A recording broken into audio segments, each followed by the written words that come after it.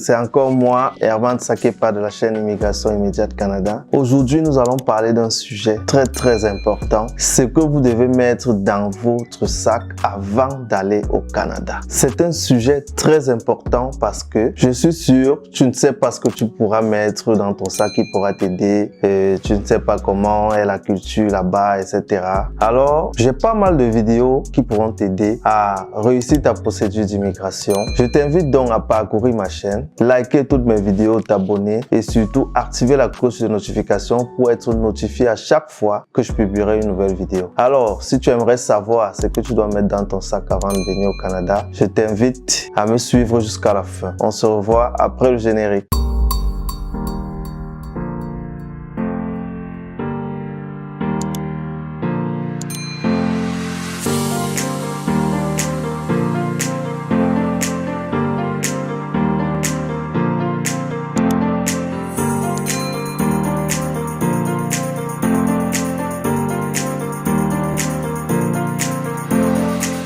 La première chose que tu dois mettre dans ton sac avant d'arriver au Canada, c'est un adaptateur. Alors, tu l'auras compris, les prises au Canada sont rectangulaires. Je te mettrai juste une photo là pour que tu puisses avoir une idée. Tu vas faire 16 heures de vol gare. Quand tu vas arriver, ta batterie sera déchargée. Si tu aimerais te connecter avec ton téléphone ou ton ordinateur, tu seras surpris de voir que les prises ne sont pas avec deux bourrons comme on a l'habitude d'avoir en Afrique. Alors, il sera impossible pour toi de charger ton téléphone. Et si tu arrives dans la nuit, qu'est-ce que tu vas faire? Tu pourras pas sortir. À peine arrivé pour aller dans un supermarché à Walmart, etc.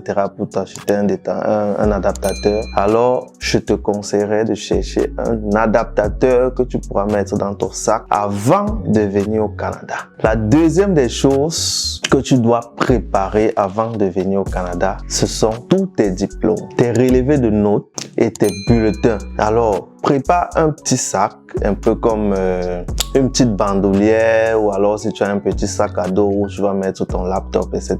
Où tu mettras ton acte de naissance, ton passeport, tes diplômes, tes relevés de notes et toutes tes fiches que tu auras reçues du Canada. C'est-à-dire si tu viens pour étudier, ta lettre d'admission, ta lettre explicative, tes documents de garant, ton CAQ, ton permis d'études, etc.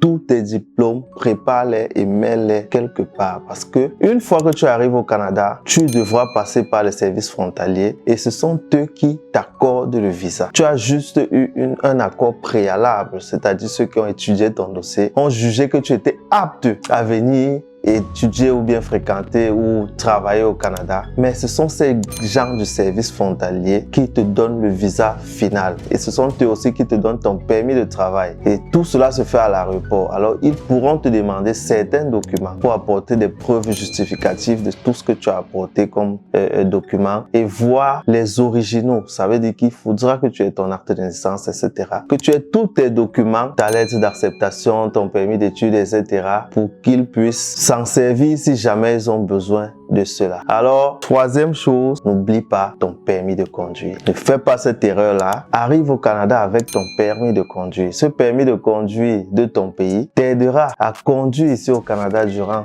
toute ta période d'études, si tu es venu pour les études, avant de faire une capacité ou un permis canadien. N'oublie pas ton permis de conduire. Si tu veux lancer ta procédure et que tu n'as pas encore un permis de conduire, je te conseille de le faire avant d'arriver au Canada. En bon entendeur, salut. Alors, tu devras avoir du cash en main. Prépare-toi à avoir un peu de cash en main. Si c'est possible pour toi, viens avec de l'argent. Que ce soit pour payer ton loyer une fois que tu seras arrivé. Si, par exemple, tu arrives à l'aéroport et que tu as un peu soif, il faudra que tu boives de l'eau. Il faudra que tu achètes une puce. Il faudra que tu achètes ta carte de bus, ta carte au puce. Donc, si tu dois venir au Canada, mets un peu de cash sur toi. Échange déjà avec la devise du pays, le dollar canadien. Il y a dans beaucoup de pays, il y a des gens qui font des échanges de monnaie, etc. Donc, avant de venir, prépare-toi à avoir un peu de de cash, que ce soit en dollars américains, parce que le dollar américain, comme nous sommes en Amérique du Nord, c'est facile à changer. Donc, tu pourras facilement avoir l'équivalent en dollars canadiens ici si tu ne trouves pas le dollar canadien dans ton pays. Alors, mon frère, n'oublie pas de venir avec beaucoup de nourriture. La nourriture coûte extrêmement cher au Canada. Ne te surcharge pas avec les habits. Par exemple, tu vas acheter tout genre tu cherches les habits chauds, les manteaux, les pulls, etc. parce qu'on te dit qu'il fait froid au Canada. Gars, ça ne va pas t'aider. Ça ne va pas t'aider ici parce que tu vas voir que ça va t'être inutile. Parce qu'au Canada, tu auras tous les vêtements adaptés au froid. Tu pourras prendre certains pulls ou alors quelques habits, quelques vêtements comme les jeans, parce que les jeans aussi sont très chers. Les jeans sont à 50 $ au Canada, alors qu'il y a les jeans dans ton pays que tu peux avoir avec 10 000 francs. Donc, tu prendras quelques jeans parce que tu vas porter beaucoup de jeans qui peuvent te faire environ 2 ans. Tu prends les maillots de sport. Tu auras besoin des maillots de sport. Et je te conseille aussi d'avoir un costume, c'est-à-dire tu cherches une veste sur mesure avant d'arriver qui te permettra d'aller à une interview si jamais tu veux commencer à travailler. Tu demandes une offre d'emploi. En allant à l'interview, tu peux mettre ce costume-là. Mais ne t'encombre pas d'habits. Viens avec ton nécessaire, quelques habits, quelques maillots de sport, une veste comme je l'ai dit tantôt, un petit manteau ou bien un petit pull qui peut te maintenir au chaud. Mais surtout, n'achète pas de lourds manteaux. Ne t'encombre pas avec beaucoup d'habits pour dire voilà, il fait froid, etc.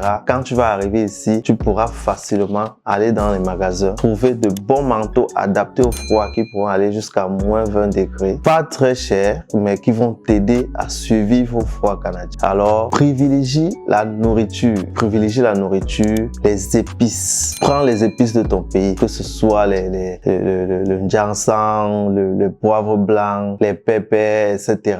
Parce que le cube Maggi ici, c'est 3 cubes à 1 $, gars. 3 cubes à 450 francs. Alors que ces 3 cubes Maggi là, tu peux acheter un paquet avec peut-être 1000 francs. Ça veut dire qu'avec 2 $, tu peux avoir un paquet de 50 cubes. Donc tu vois que si tu viens ici avant d'acheter le cube, tu ne vas pas t'en sortir. Cherche les épices pour pouvoir aromatiser tes sauces, etc.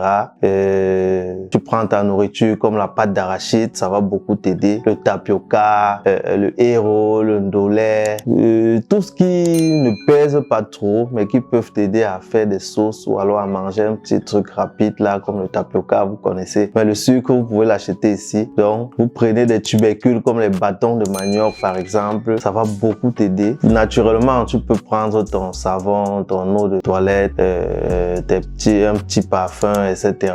Bon, mais n'oublie pas la nourriture. Maximise plus avec la nourriture au lieu de prendre les vêtements pour charger les habits, etc., les grosses chaussures. Ici, tu pourras t'acheter des manteaux, tu pourras t'acheter des bottes d'hiver pour pouvoir survivre au froid, etc. Donc, je te conseille de mettre en tête, la nourriture coûte cher. Alors, comme autre truc essentiel que tu devras prévoir, ce sont tes huiles. Les huiles comme le manianga, comme le beurre de karité. La coiffure coûte cher ici plus que la nourriture. Ça veut dire que si tu achètes, tu peux te faire un McDo même à 2 $. Alors que pour te coiffer, il te faudra dans les 10 $. Par exemple, pour les femmes, avec le beurre de karité, tu peux arranger tes cheveux, nettoyer tes cheveux, etc. et les rendre lisses, etc. Mais si tu veux aller te coiffer, surtout pour les femmes, une coiffure peut aller à 50 $, 50 à 80 $ juste pour te faire des nattes, des rastas, etc. Donc, alors que si tu peux nettoyer tes cheveux, les purifier avec le beurre de karité, tu peux te faire des traits, des nattes et puis basta. Tu sais que tu es venu pour un temps, tu te concentres pour ce que tu es venu faire et puis voilà. Donc, privilégie les huiles et aussi les médicaments. Prévois tes petits médicaments, ton nécessaire. Ça veut dire que si tu sais par exemple que tu as souvent certains petits maux de tête, prends ton Doliprane, prends par exemple tes paracétamol, etc. Prends tes petits médicaments que tu utilises souvent et qui peuvent t'aider. Avant d'aller à l'hôpital, il faudrait que tu essaies de te soigner par toi-même. Tu vois, si tu viens d'arriver et que tu as un petit malaise, il te faut aller à l'hôpital, tu n'as pas encore d'assurance maladie, etc. Tu vas franchement dépenser à l'hôpital, gars. Donc, je te conseille de prendre ton petit nécessaire, ta petite trousse à pharmacie qui pourra t'aider à soulager tes petits malaises. Par exemple, tu sais ce que tu as forcément parfois. Tout le monde sait par exemple que bon, si j'ai tel ou tel symptôme, je peux prendre tel médicament pour pouvoir me soulager. À moins que si ça ne va pas avec le temps, que tu pourras facilement aller maintenant à l'hôpital, te faire consulter, etc. Mais avec ton nécessaire déjà, tu pourras minimiser les dégâts pour éviter que tu ne puisses dépenser. Il y a aussi ce que tu ne dois pas oublier, tes petites écorces ou alors remèdes indigènes. Tu vois, quand tu es souvent au village, quand tu as telle chose, maman te dit oui, va cueillir telle feuille là-bas, tu viens, tu bourres ça, tu te soignes avec. Beaucoup de gens ont les maladies comme les typhoïdes, etc., qui haussent leur température. Quand tu prévois ces petites herbes là, comme je disais tantôt, tu connais ce que tu as souvent comme maladie. Tu peux les bouillir comme les tisanes, etc. Tu peux les bouillir facilement et puis tu te soulages avec. Donc, c'était là les indispensables, tout ce qu'il te faut prévoir avant de venir au Canada. Ces vidéos, comme je le disais tantôt, t'aident à te préparer, à mieux être outillé sur tout ce qu'il te faudra avant de venir au Canada. Donc, si ma vidéo t'a plu, n'oublie pas de t'abonner si c'est pas encore fait. Like mes vidéos, partage pour pouvoir aider tous ceux qui sont dans ta situation ou alors qui aimeraient immigrer au Canada. Like la vidéo, laisse un commentaire si jamais tu as un sujet que tu aimerais que je développe ou alors si tu as une question, pose-la en commentaire. Je me ferai un plaisir de vous répondre. Alors, on se voit pour une prochaine vidéo. Ciao, ciao!